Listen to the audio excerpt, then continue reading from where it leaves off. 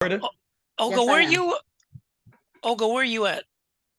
Florida, north Yeah, of I know. Tampa. Well, Where? be specific where you're at. Yeah, where? San Antonio, Where? Florida. Oh, okay. Yeah, you're north. Yeah. Mm. So And Yale that's Gus. University. That's Gus's district. I sit on his Veterans Advisory Committee. Who's Gus? Gus Belrakis, Okay. No U.S. lo conozco. U.S. Congressman Gus Belrakis. Hey, He's got your district. that's nice to know. Yeah, I it reach out is. to him and say, hey, You should. DJ said hello. You should. You should. I sit on several congressmen committees, all in the greater Tampa Bay area. It's just very convenient to do that. Okay. Have we met before? I don't know. You tell me. Oh, no, come on. That's so juvenile. You tell me. Have we No, had I the don't. pleasure No, of meeting seriously. before in this No. environment, in this way? Yeah, I don't know. No, seriously, I wasn't being facetious. I don't know. No, I was juvenile, but that's okay. Oh. Maybe we have. I mean, there's a lot of veteran events. Oh, well, you would have remembered me. There are not that many women that joined this My City thing. I'm relatively new to the group. Good to have you here. Yeah. My pleasure, Bob. How are you, Bob? I'm doing just ducky, as they say. Okay. Is Dennis going to join us by any chance? He said he was going to try, but he's doing a presentation at the on the carrier Midway in San Diego. Okay. So all right. Don't know. Yeah, he's the one who reached out to me actually about this. So kind of got my interest in what you guys are doing. So I'm new to this too, to this specific group. Yeah, so am I. I'm new to the group too. Well, welcome, Mr. Brown. Well, thank you. It's great to be here. Actually, Mr. Schroeder, Dennis. Yeah. Yeah. He's the one that actually invited me on. I forget where are you out of, Mr. Brown? I'm in West Palm Beach, Florida. Oh, wait, that's right. You mentioned that a little bit earlier. Okay, well, usually what I do is I get started about 5 minutes after the hour. Okay. And then DJ is going to make a presentation. Uh-oh. I don't like the sound of that. Well, you'll love this. I've told this story probably a million times. All right. So You need anything else today? I went to boot camp down in San Diego. I was in the Navy. Enjoy.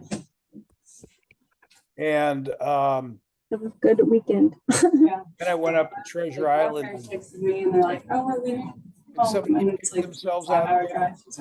All right, someone is like, and they were like, "Oh, we're halfway there." I was like, "It's only noon."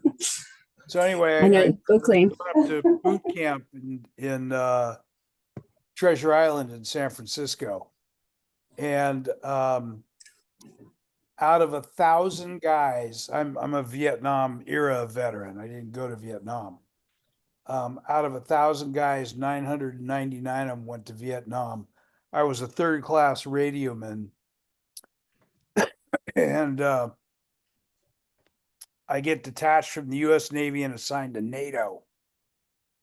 So I spent 3 years in Norfolk, Virginia, working for Alexander Haig. And I had 2 levels above top secret. I had what was called a cosmic, which was NATO, a TOML, which used to be a classified term, cosmic top secret clearance. So good old days. So I got a feeling I'm substantially older than most of you guys. Yeah. Yep. Yeah, I'm 75. Is the fuel and Oh. roller sports? Oh, okay. Looking good for 75. Yeah. I feel good. Yeah, that's good. You've been going out there running the track every morning, huh? And then you know what I do is I say to my wife, just let me know when I've done something right. Uh-oh. 40 years of marriage. What are you going to do? That's Hey. like going to war, isn't it? Hmm. Not quite. Not quite. DJ, I saw your on your LinkedIn. Oh, by the way, please accept me as a connection on LinkedIn. Okay. I've been managing, I have a team of people. I've been managing LinkedIn accounts for something like 26 years. So I Mm. got more knowledge than most people. Mm. And you know, does anybody here know how to turn off the mental switch? I don't. Let me know when you find out, man. I'd like to get the recipe. Yeah, it's real simple. Just keep yourself active, right? Okay. That's how you do it, right? That's what they say. Yeah, I just don't know. You have to stay active to turn off your mental switch. Is that what you said? Yeah, I yeah. thought if you're active, your mental switch is automatically on and it's working, especially in people who are always thinking. Well, you and I have known each other a long time, so I don't know if you'll have to answer that, whether it's working or not. Uh-oh. Don't ask my wife.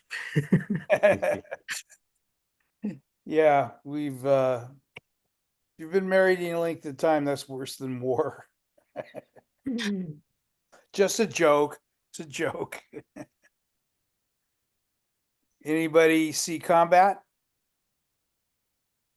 Yeah. Yes. Where were you? I I'm was going to in talk. I'm going to talk about it. So I'll wait. oh. Okay. So, Mr. Brown, I don't have you're in here somewhere.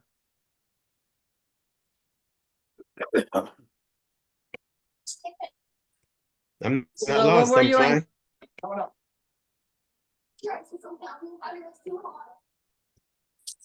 Mr. Brown, where were you in combat? I was in OIF 3. Where Okay. again? In Iraq. Oh, Iraq. Yeah. So what year was that? That was 0405. I was there in 05. Oh yeah, what unit? The 228 Combat Support Hospital, we were in the northern sector. We were in Mosul. Mosul. Okay. Okay. Yeah, I've been up there a couple of Well, times. some people call it Mosul, some people call it Mosul. I know. DJ.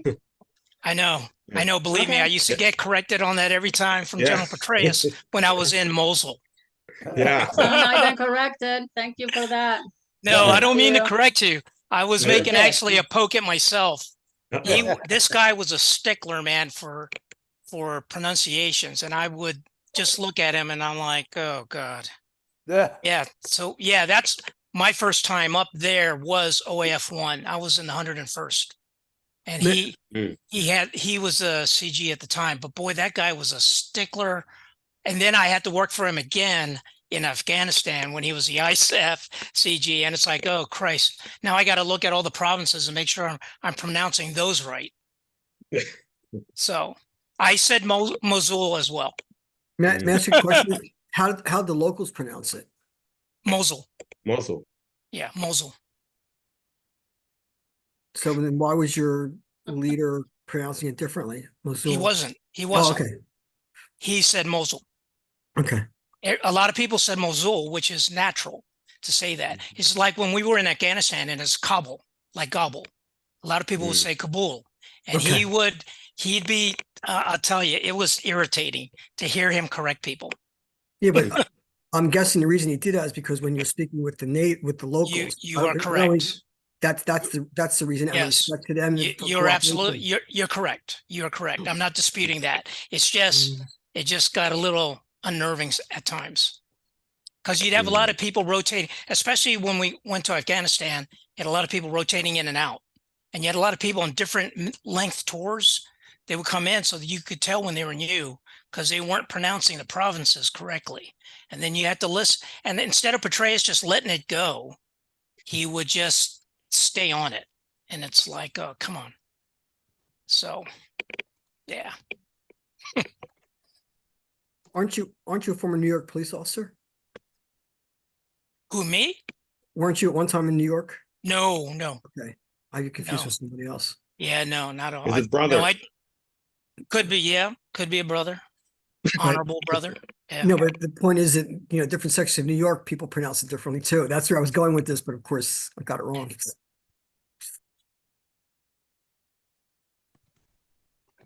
All right, so we've got some experiences that we could talk about, right? Oop. DJ? Yeah.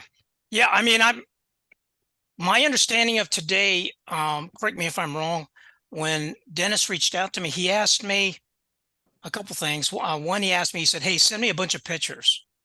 So I sent him a bunch of pictures. Different pictures in the military and post-military. And then he said it was going to talk basically, I would talk like my bio, basically, who am I and what have I done? And it sounds like this is part of your continuing series of interviewing veterans. It's part of your program.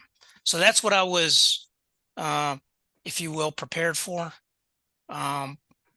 Is that the right interpretation or am I incorrect? Yeah, no, that's fair. I mean, look, at the end of the day, we'll figure out what's going right and what's going wrong, right? Right. Well, I mean, is this session going to be, which is fine with me. We got a lot of veterans on here. To be honest, I'm a boring kind of guy. I'd rather learn about everybody else. Yeah. Who I mean, just talking alone with the banter going about, there's a lot of people with a lot of experience. And I personally like to hear that. I like to hear where veterans have been and all that kind of stuff. So you'll get to learn that at the next session when you come back. Okay. I think today you're telling us about your experience, and just from the letter that you've shared, at least for me, it seems that it's going to be just full of some interesting situations that you ran into while you were deployed. Okay. Well, And I'm also, sure great. there's also as interesting as when you were in garrison. So we want to hear the whole package. Also, aren't you involved with veterans now? Yeah, I am. That's what I forgot Yeah. who Rozzy said last week that he was hoping you would elaborate further on that because of the work you do. I will. In fact, I'll try to package as tight as I can to try to cover a lot of time. But I tried to group it into like 3 or 4 main categories, phases that I've been through from early life all the way to the military, and then more importantly, post-military, because I've been retired now since 2013. So I mean, I can get into it anytime you want, Bob. What about your family? Is your family military?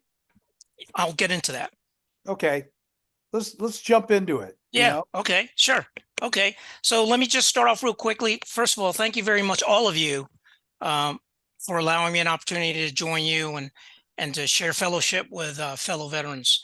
My name's DJ Reyes. The first thing I'd like to say is I'm a military brat, and I'll get into that in a second. So I'm a military brat. My mom and dad were originally from Hawaii. My mom's passed. My dad is still living. He's 94 years old, God willing. When he was in Hawaii, the way he explained it to me was, hey, listen, I joined the Army because there had to be a better life than pulling pineapples out of the field. And I wasn't making much money at the time doing that. So I joined the Army, and little did I know that after I went to basic training and advanced individual training, instead of coming back to Hawaii and being back on the island, they would put me on a ship and send me to the Korean Peninsula. So that was 1950.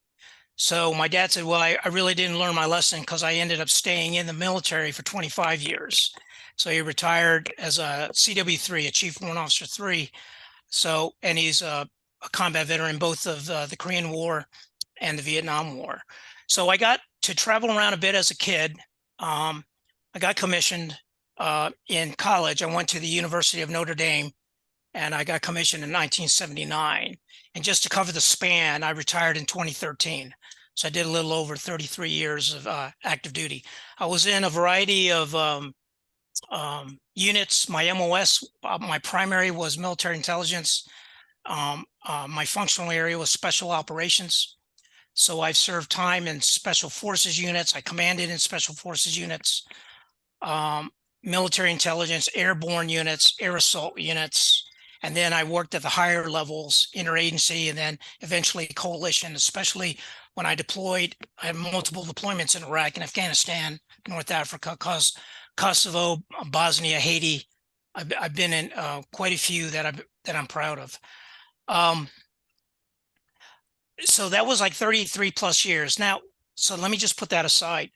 When I retired out of SOCOM, which is the U.S. Special Operations Command right here in MacDill. I just live a mile and a half right off the base. I felt very comfortable retiring here with my family and my kids.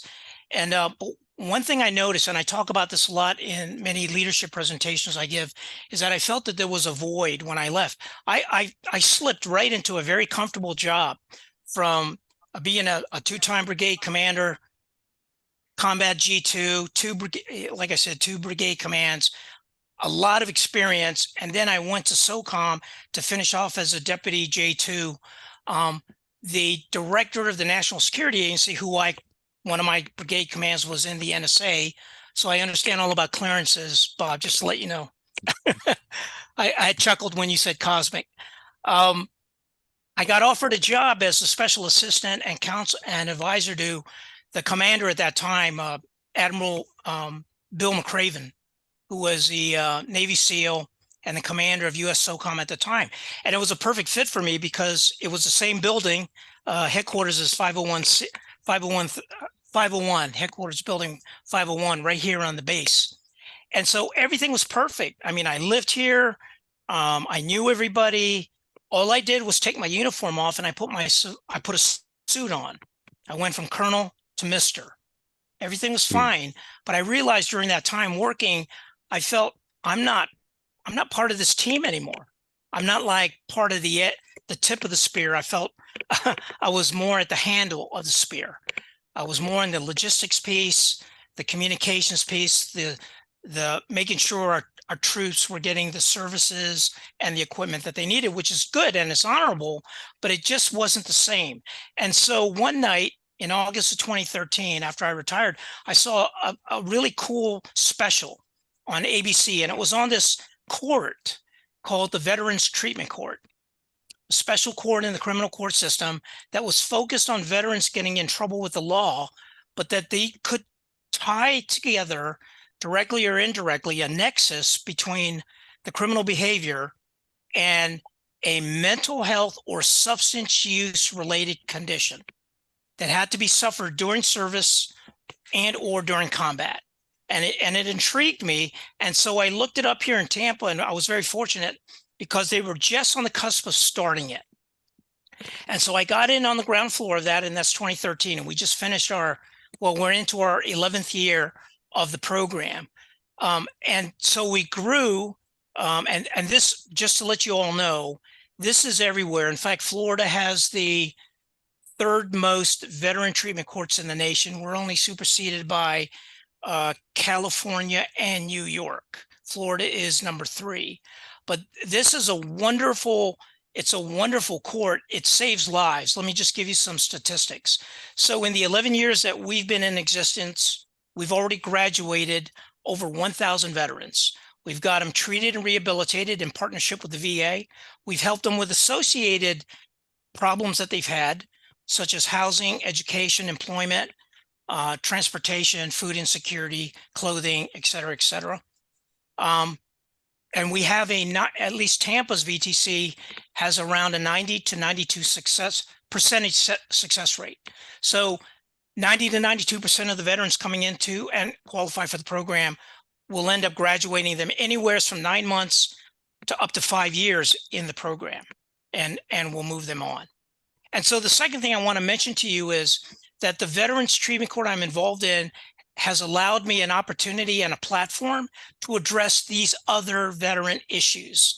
And the two that I'm really focused now on is low-cost veteran housing and veteran health care, especially in relation to the VA and the current issue we're having with the community of care.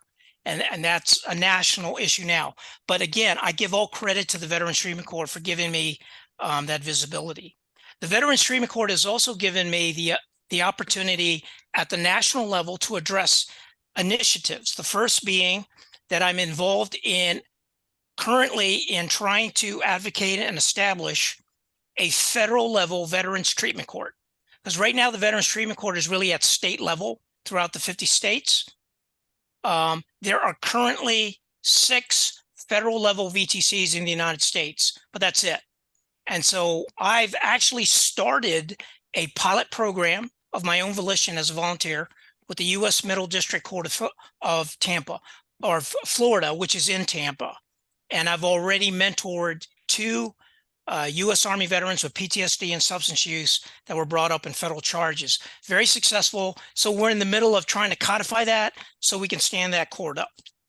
The second federal initiative, and I'm actually briefing this in October in Las Vegas with the VA, is the establishment of a co-court system between the Veterans Treatment Court and the U.S. tribal courts. So I'll be co-presenting at the annual Native American Indian Courts and Judges Convention.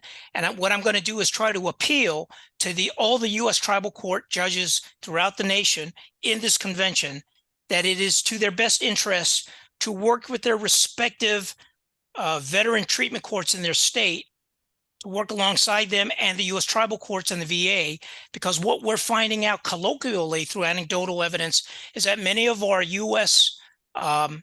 Veterans, many of them have seen combat and are experiencing mental health and substance use, are in fact Native Americans.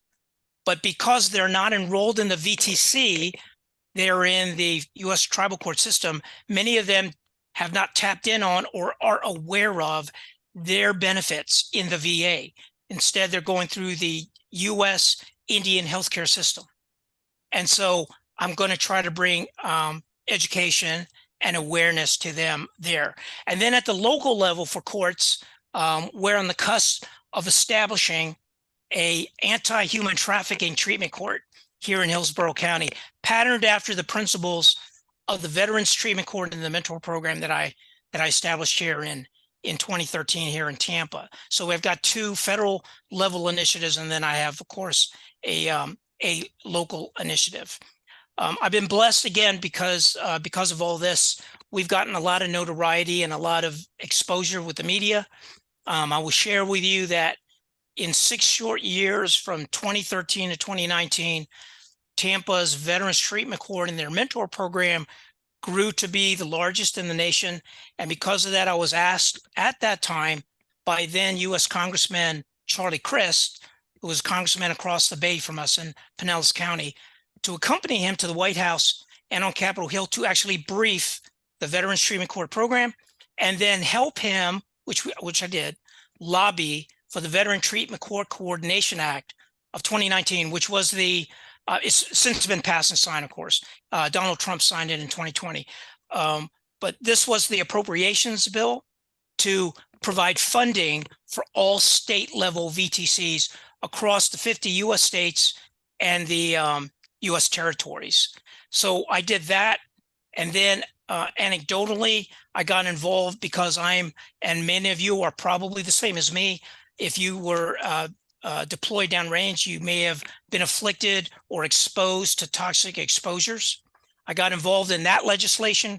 In fact, I actually worked with Jon Stewart back in 2019 and 2020. He became one of our biggest advocates for the PACT Act. And I worked with Gus Bilrakis, who actually was the first U.S. congressman to submit his bill in 2017, which then evolved into 7 bills to include the Senate's bill, which then through conference got evolved, got combined, and then of course, as you all know, you saw it, the PACT Act that was finally passed and then signed by President Biden.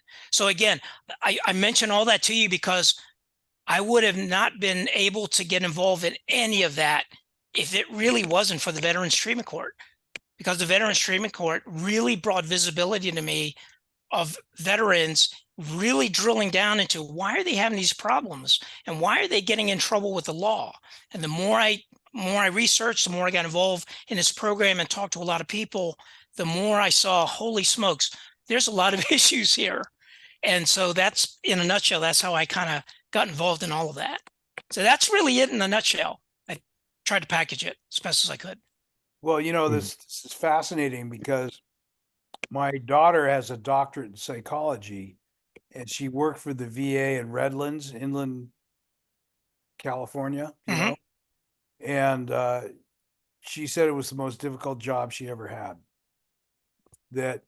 And since then, from what I understand, the VA is listening, doing a better job of listening, and that makes a significant difference. But she said the amount of suicide amongst veterans is through the roof. It's something like 25 a day.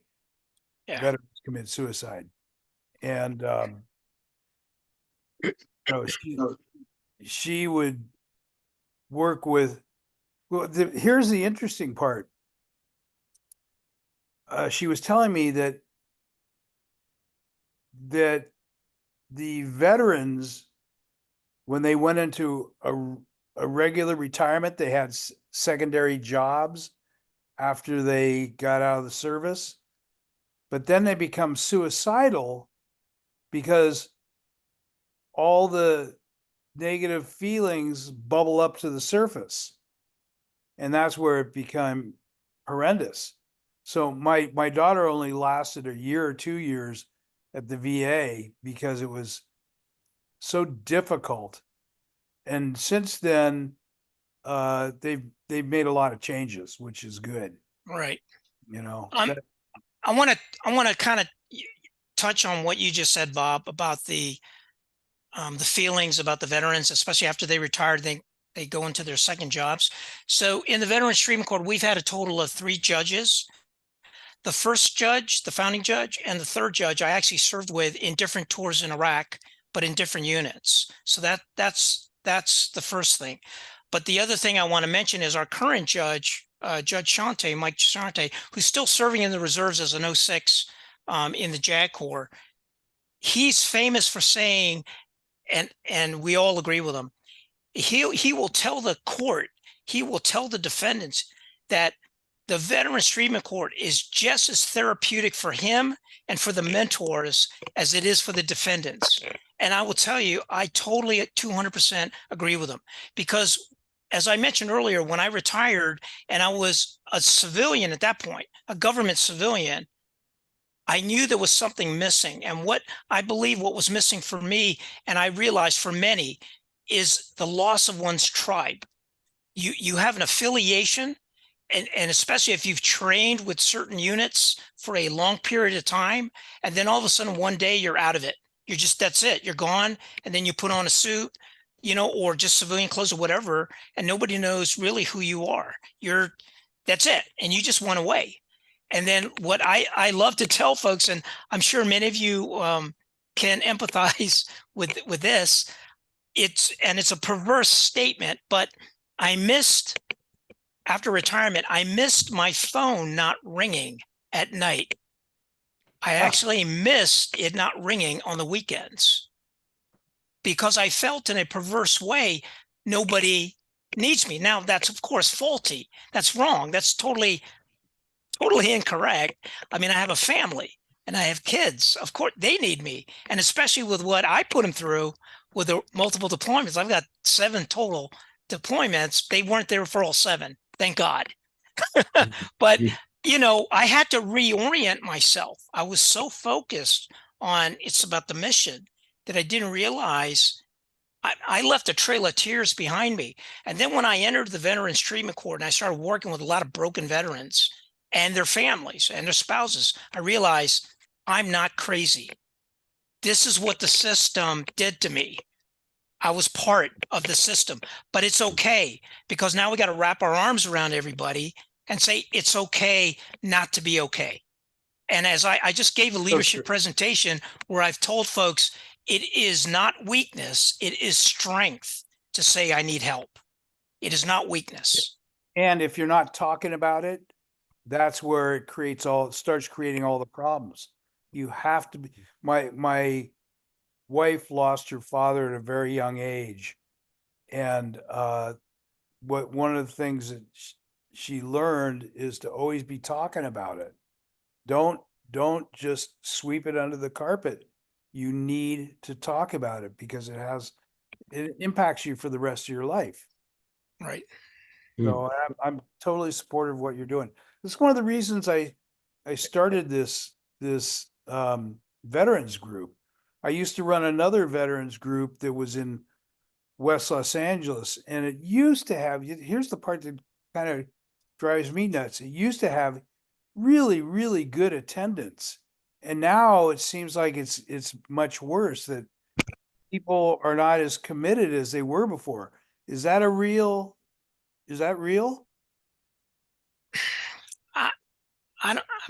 I don't know. I mean, it's hard. It's difficult for me to answer that. I think it's more complex than that. There's just a lot going on in our society right now. Oh, you And, bet. and again, I don't know if this can answer in part what you're really trying to get to, but I know here I belong to several organizations here. My local VFW that I belong here, one of my mentors is actually the chapter, the commander, the post commander. And what he did was, the first thing he did, and he was a young guy in OIF 1. So he's in his, I think, like late 40s now. The first thing he did was he said, look, I've got to change. I got to revamp how the VFW does business here. No more can we just have a place where a bunch of old guys show up smoking in the bar. It does no good to anybody health-wise. And then a lot of our veterans that we're trying to recruit and for legacy and to sustain organizations, they're younger and they got young kids. This is not going to attract them. So what he did was he did a revamp. I mean, he did an extreme makeover of the VFW lounge, repainted it, kicked out all the smokers and said, look, you have a designated smoking area outside the building, just like we do it in the military. Here's your overhang. It's a nice place, but it's 50 feet away from the building.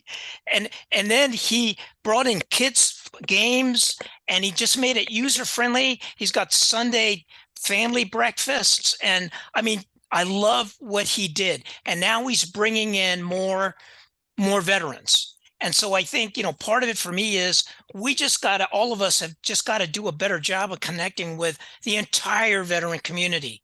Right. Because the young kids that I look at, man, I'll look at a lot of these kids that were in OIF or OEF with me. They're not young. I mean, they're not young now,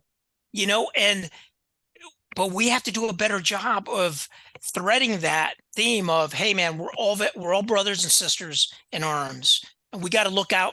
We got to look out for each other. Can't have, the way it used to be. So that's one example of what we're trying to do locally. We're just trying to do more outreach. This is so fascinating because Dennis has heard my thoughts, my feelings about what's going on with veterans now. And it's tough out there. It's tough. Yeah. What we tend to do is we tend to sweep everything under the carpet. Mhm. And there's a lot of mental strife going on as a result of everything that we've lived through. Makes a huge difference. Huge difference. By the way, my dad he's passed away, was a World War II veteran. He trained guys for the Normandy invasion, and they flew glider pilots. Right. They were glider pilots. Gliders, right. Behind enemy lines. 80% of his troop, he was in the south of England, 80% of his troop was killed the first day. 80%, you know? So, you know, we take so many things for granted. And I'd love to get my daughter to put a little bit more emphasis behind the veterans too, because she's very capable of doing it. Yeah. So,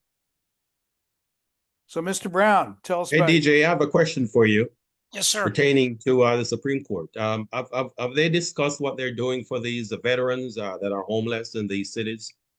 Have that discussion ever came up? Wait, I'm sorry, Winston, can you rephrase that question again? I think I missed part of Okay. it.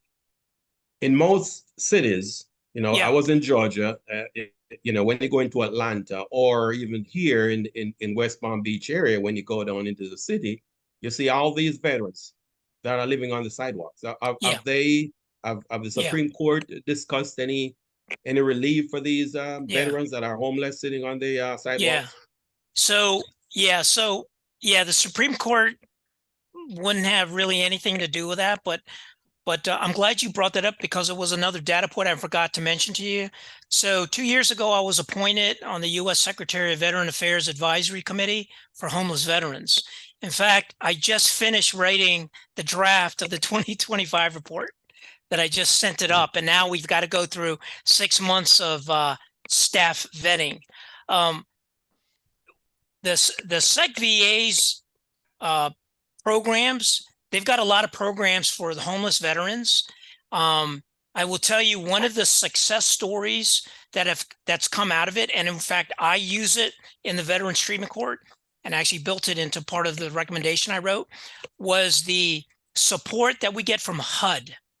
So Housing and Urban Development, they've got the vouchers. You've probably heard of the HUD VASH vouchers.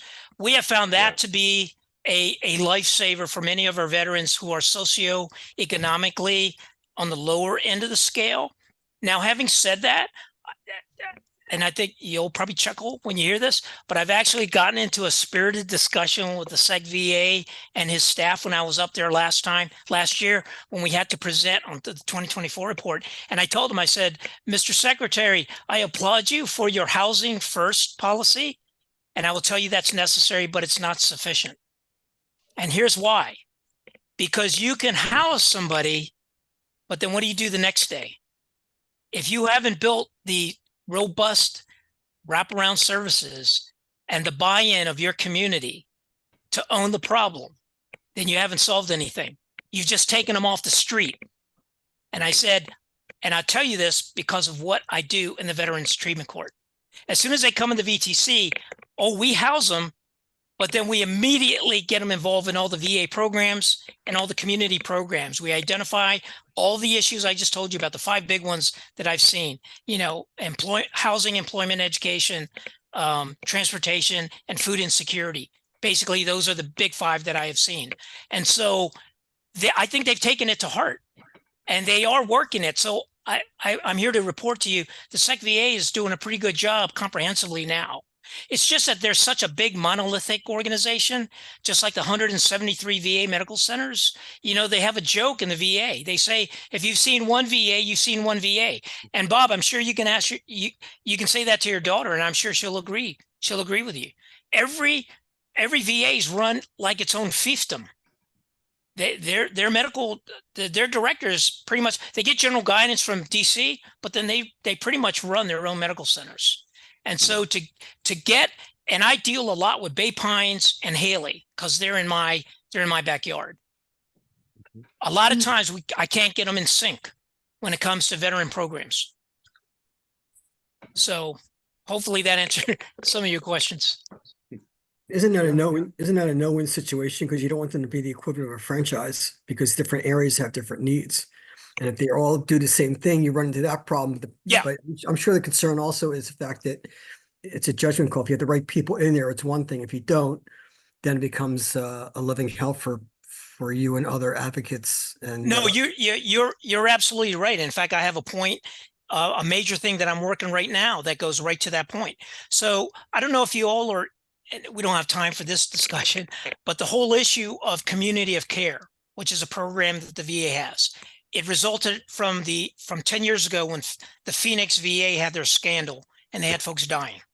Okay, they were on the ghost list. Okay, because of that, the community of care net, which is network providers, that program was developed, and then by law, it was codified under the Mission Act. Right now, currently, there's a battle going on in our government between Congress and the VA. The VA saying, hey, we're over budgeted. We're trying to cut back. We got to figure out ways in which we can save money. And one of the ways we're going to save money is to cut out basically community of care. The problem is, and this goes to the last gentleman's comment about not all VAs are the same and the demographics, you're absolutely right. One VA and one demographic area may not require community of care. They may be able to take care of all their needs at the VA, but then there's other areas in which there's certain a level and an amount of veterans that have certain unique issues that can't be adequately or timely resolved by the servicing MA Medical Center or the CBOC that's in that area. And so that's why you have the community of care program. It's kind of like supplementary fires in the military, complementary fires. So if the main body can't take care of it, you've got another arm that can jump in and put the fire out. It's like a firefighter. Well, by them cutting that out, they're cutting off a unique and timely responsive capability that they have to save lives for veterans. But I understand why they're doing it, budget, and they're trying to balance that. So that's a big issue that I'm involved with several of our congressional legislators here in trying to sort that out. If I can get a word in there. Sorry. One of the, I guess it's a pet peeve of mine. At this stage in the United States, there are not many people, they do exist, but there are not many people that don't have access to a mobile phone. Okay. You know where I'm going with this? I know it. I know exactly where you're going. Yeah. So I'm in healthcare. I'm a healthcare executive. And I always looked, my mantra, my first job as a nurse was with the Syracuse Medical VA, a teaching hospital. And I chose to go there not because at that time I wanted to be in the military, it's because their benefits were the best. And as a single mom, I needed to have insurance and, appropriate time off to be with my child and all that. I always look at healthcare, and healthcare in the United States right now is going through a crisis. It's been a crisis, and now it's been 4 years long now. But as it relates to the VA hospital, I have difficulties in understanding. I can process it intellectually, but to look at the money that they are wasting and sending and the redundancy that they have built and notifying you that you have an appointment. Okay. Now, I crunched some numbers and just kind of looked at the catchment area here for the Tampa VA. And I've even spoken to people. And by the way, that community care, the VA is being, let me see, I have to use the proper word. It's being raped by this program because it's poorly managed. So I think in terms of processes, change, improvements, that's how my brain works. Even when I was doing patient care, most importantly, when I was doing patient care. But I'm sitting back and I actually experienced this. I had an appointment with Moffitt, a follow-up appointment. I walk in there and the doctor says, so what are we doing for you today? Moffitt, Moffitt Hospital. It's a cancer center. I don't have cancer. So I said, well, an appointment was scheduled, a follow-up appointment from last year. She goes, no, you should have gone to your VA gynecologist. And I'm kind of sitting there after they processed me and all that. And $300 bill later, okay, I called the VA and I talked to them and I says, I'm calling not because I have to pay the bill because the VA will pay it, but that doctor didn't do anything. I mean, she didn't even know that She didn't understand why I was there. But back to the mail system. So we get, I don't know how many, I don't know if you get any, I'm sure you do, paper notices, snail mail notices that you have this appointment and you have this and you have that. And you also can also access it in your my VA. Or you can, and they also send email notifications. But the money, just alone, the money that could be saved, that could then be rerouted to actual patient care, actually doing good for patients, or even like take some of the money and do it for homeless patients, homeless vets, or mental health. It's just, it just boggles my mind. And at what point is someone going to say, enough of this crap? Einstein would have said, stop the insanity, or whoever that person was, but it's based on Einstein's statement. So it's like, come on. Operationally speaking, I use the VA as my healthcare system. I believe in it, but I'm a healthcare provider. I can advocate for myself.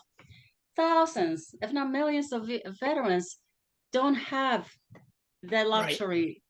They don't have the ability to speak. They don't know that they can speak and advocate for themselves. It breaks my heart when I go to some of these appointments and see how these veterans, it's almost like they're afraid of being there. But I think there's a lot of mismanagement, and I'm not saying anything new, but if for someone to take that on, the mailing crap, the money that could be saved is just incredible. Thank you. Good points. I mean, I'm just sitting here listening. I'm laughing, but I'm not laughing at you. I'm laughing with you. No.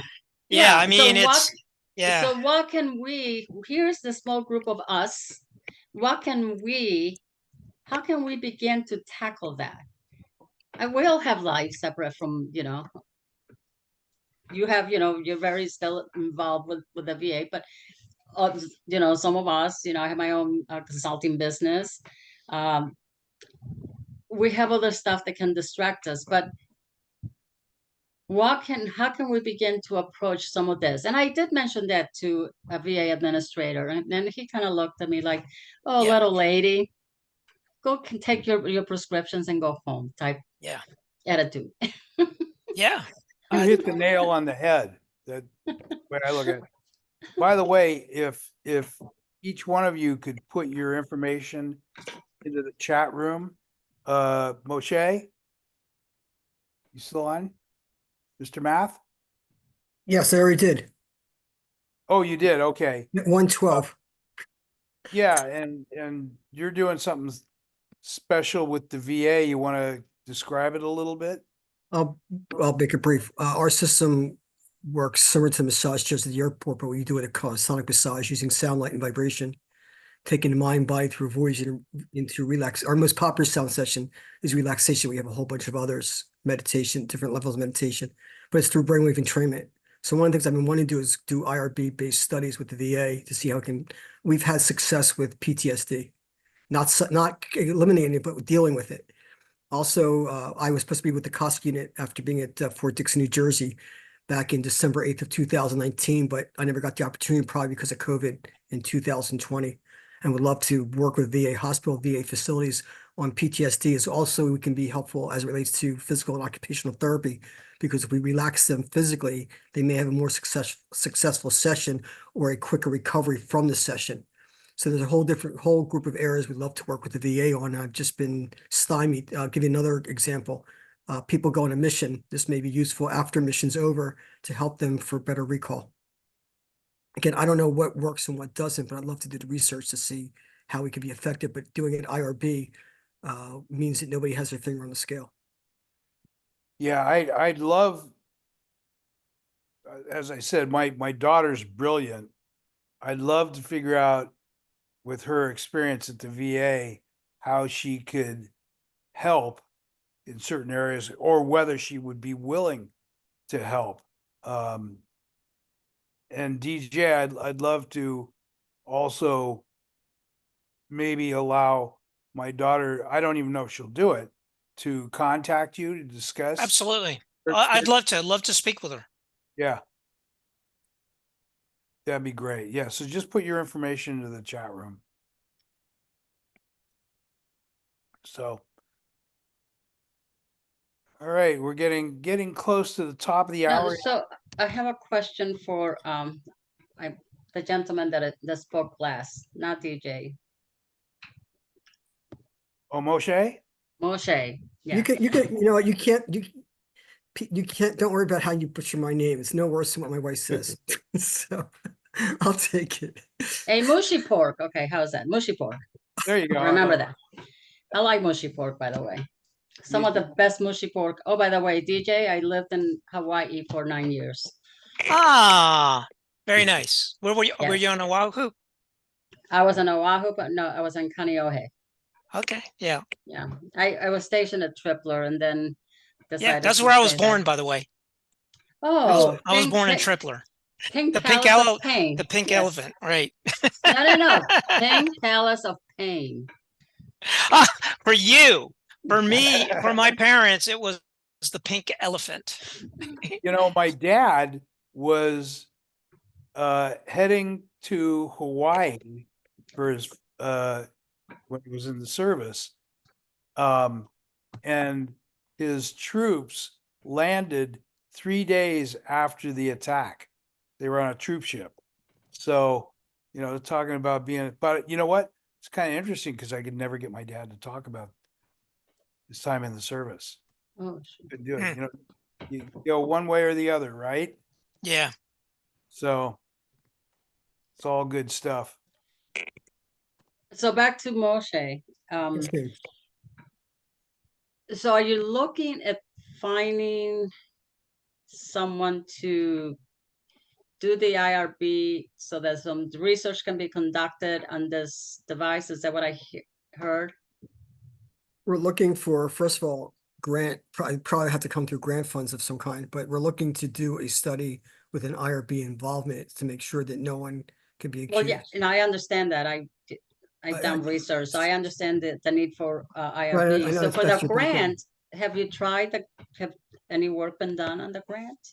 No, I've made some calls, and most of the people who are doing grants also want to get paid whether they get the grant for you or not, which I understand in some sense, but that becomes awfully expensive as they apply for grants and when you're paying for that. And again, I was hoping through the VA there might be something that could within the VA where they would know where funds could be available to do this sort of study. And again, it could be one system used for various studies, so we can leverage it, or a couple systems used for various studies to leverage it, so it's not buying it each time for each study to keep the cost down. Mm. In essence, we can make it wholesale instead of retail. So I'd like to pitch in here real quick. I don't know if you guys are able to hear me. I've been kind of silent throughout the remainder of the call, but Mosesh, thank you for speaking on that issue. DJ, thank you for your your conversation that you had shared with us today and everything that you spoke about today. Just a little note in here in case you guys do want to reach out to me. I'm mainly here out of my own self. You know, I'm not here on behalf of work or anything, but I do work with the House Committee on Veteran Affairs, Washington, D.C.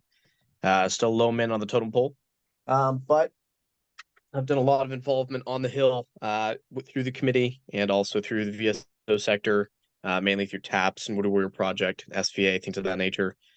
So I'm really feeling for you guys on this one just personally. I know that some of the topics we talked about, I totally, I'm shaking my head through it all, and I've been just kind of on silent as I've been doing work here on the side, but just wanted to show my appreciation and say that I'm not alone in this matter, both inside and outside, the governmental institution, and that, from what I can tell, these are ongoing conversations that have been a problem for quite some time, and we're all trying to find our different ways to resolve those issues to, make, have more efficiency and more effectiveness for our military veteran population. So I just wanted to say thank you guys for coming out and for talking about all this. I really appreciate you guys. Hey, DJ, thank you. If I see you've got a .org. Mhm. Right. Is there any way of getting in touch with you? Yeah, if you go right, that's my website, and all my contact information is there. That's why I just refer people to the website. It's got my social media connections and my Gmail connection right there. It's a one-stop shop. Yeah, I'd Well, love you to talk to my daughter. Bob, when you send a Mhm. copy of this out, does that include the chat room as well? Yes. Okay, because I want to I've stayed on the meeting, Yeah. I'm going to reboot my computer, which means I'm going to lose, I can't copy the information on the chat today. So I thank you. Yeah. Yeah, that's what I was trying to do myself, trying to copy the chat. Well, Oh, you really? can- That's there are interesting. two ways to do that. One is you look for the three lines. Yeah, the dots. three dots. I clicked That's on one it way. and What I usually do is I usually do a copy and paste throughout the meeting, but I can't because my the rest of my system, I'm gonna have to, after this meeting is over, reboot my computer, so I can't even put it in. And that's why I Yeah. asked what I did. Moshe, I are don't know you, why, but Yes, Bob. so Bob, you're gonna send the information out, right? With the notes and stuff. yes, we typically do. I want to make sure that Awesome. the head of my social media. And I'll leave DJ with this. One of the reasons why we think we're effective, we had our systems at our Covenant House in Atlantic City, and we were hoping to work with them. And one of the things we found is the fact that using the system before a session made the people more effective, made the session more substantive and less emotional. So more was accomplished. That's the kind of stuff we would like to do some studies with. So hopefully can quantify this sort of thing as well. Right. Good stuff. Yep. Yeah, we should be able to copy the chat. I don't know what happened, but No, it's not you, it's me. It's my computer. Yeah. oh, Yeah. That's what I'm saying. It's not you, it's me. all right. Well, I'll tell the head of my social media to send the chat to everybody. Send the chat. Okay.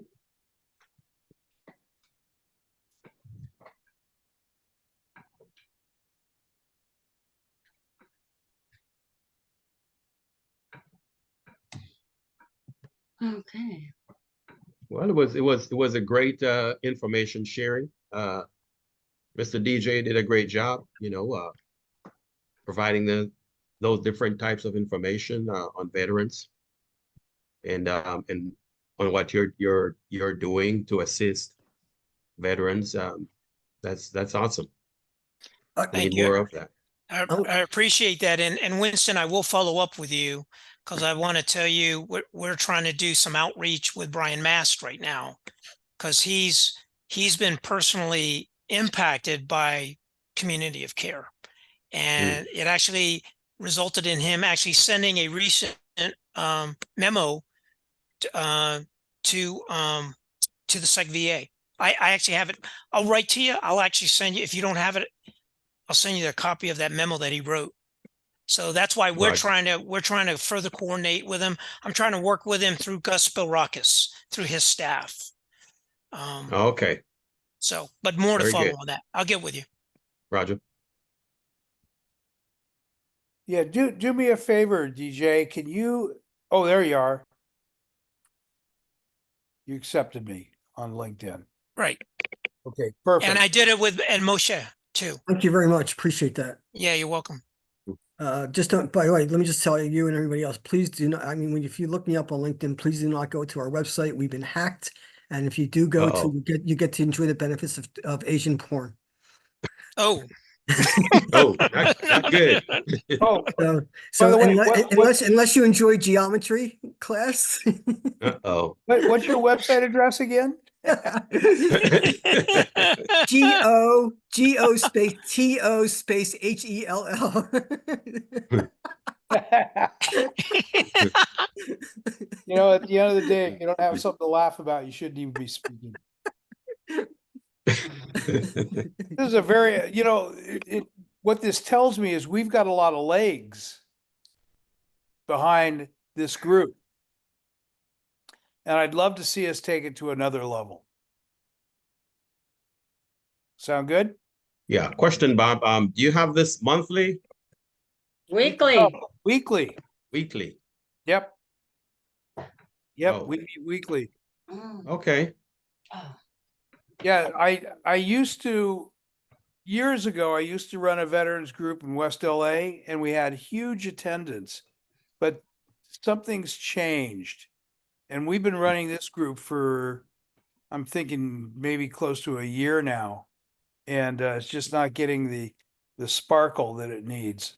Mm. So, look, I think I saw Dennis popped on for a minute, but I guess he dropped off. oh, yeah. Yeah, he probably couldn't. He was recording it off of his phone. Oh, Probably ran into problems, but so we need some serious marketing. Reach out type you bet. actions to get more vets. So Yep. I think Mr. Brown can handle that one. He gives me that sense. yeah. Oh, no, wait. And then, no, I should say first, Mr. DJ. I like that, DJ. Mr. DJ. Yeah, Hey, look, well connected and, you know, I'm very, wait, I'm not done. I'm not done. Very articulate, likes to take over the, very, a lot of Articulate. valuable, no, I already said that. A lot of information that carries value and well connected. So, Yeah. you know, it's the whole bundle. I like that. oh, you're good. So we're gonna put him you're as, you know, good. I know, yes, I am. The army taught She- me some of that. She, So- she could sell sand to a Bedouin. I can tell already. No, let me give you a better example, and this is a true story, real quick. I have a friend that lives in Boston. I worked about 2 years in Boston, not too long ago. So she calls me. She has a little collectible shop. She also does state sales. So this was 3 weeks ago. She says, "Come and come and help me. There's some stuff that I know you're gonna like." Blah blah blah. So I go there, and they put me up. It was a beautiful home in Brookline, Massachusetts. They put me up on the third floor, and there's one big closet with fur coats and jackets and whatnot. And so, you know, I'm looking at this and I'm going, you know, who's gonna buy a fur coat, right? Well, guess what? Out of the 12 fur coats, I sold 10. And she comes up and she goes, Okay. "Damn, Olga, who would have thought that if you can sell 10 fur coats in the middle of summer in Boston, you're quite a salesperson." Wow. Okay. And that's why I think you're the perfect optimal marketing person for this groundbreaking initiative. Love you, look, mean it. hey guys, look on the screen. Look at the face. Look at her face. That's a poster child for the cause. Look at that.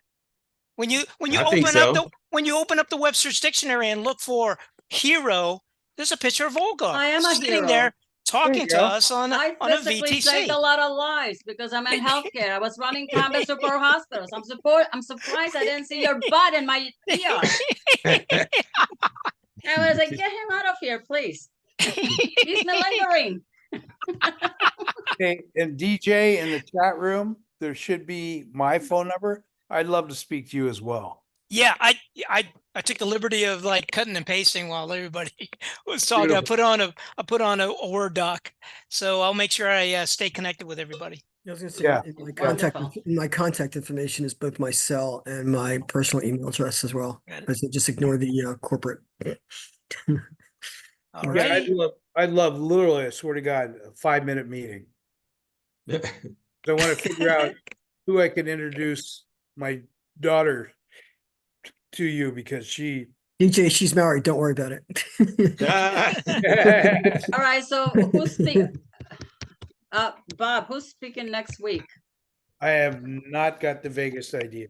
I wonder if Dennis is going to speak about the event that's taking place tomorrow. Okay. They have that dedication tomorrow on the ship. Oh, that's right. That's right. Yeah, on the Midway. Mhm. Someone should reach out to him and ask him. Yeah, I think the key to the success is getting people excited about something and not looking at it as the same old, because that's what we tend to do. We, you know, funny in my meeting this morning, we had about 30 people attend. And we were talking about shout outs and why they're so important for people to give shout outs. So we want to, like each one of my groups that I run, I'd like to make sure that people get the emphasis on why, because we tend to get lost in that, right? We tend to get Yep. very, very trapped by our own thoughts. Yeah. Okay. Okay. All right, Bob, if you need someone to present, next week. Let's see what I got next week.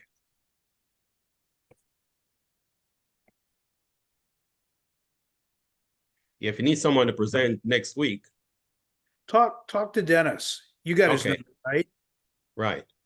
Yeah, talk to him because I don't have his number. I have his email.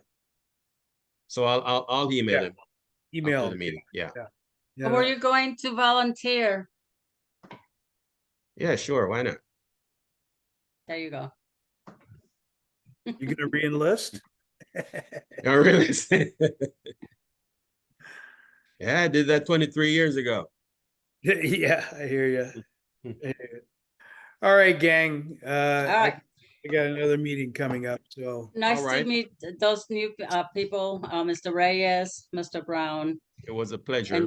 and the other person that he popped up with a little picture of the boy. yeah, It was nice meeting you, and I look forward to a continued relationship. you bet. Thank you, everybody. Same here. Awesome. Dr. Rodriguez, have a Thank good you. weekend. Thanks, DJ, DJ. thanks again. Have a great weekend. Make Look sure y'all to- be safe. Look to meet with you And while soon. they say in the You too. military, if you drink, don't drive. And if you drive, don't drink. Remember Or that? my famous saying is, if you're gonna drink and drive, make sure you have a car. Okay. Have a great weekend. You You too. too. Take care. Bye-bye. Bye.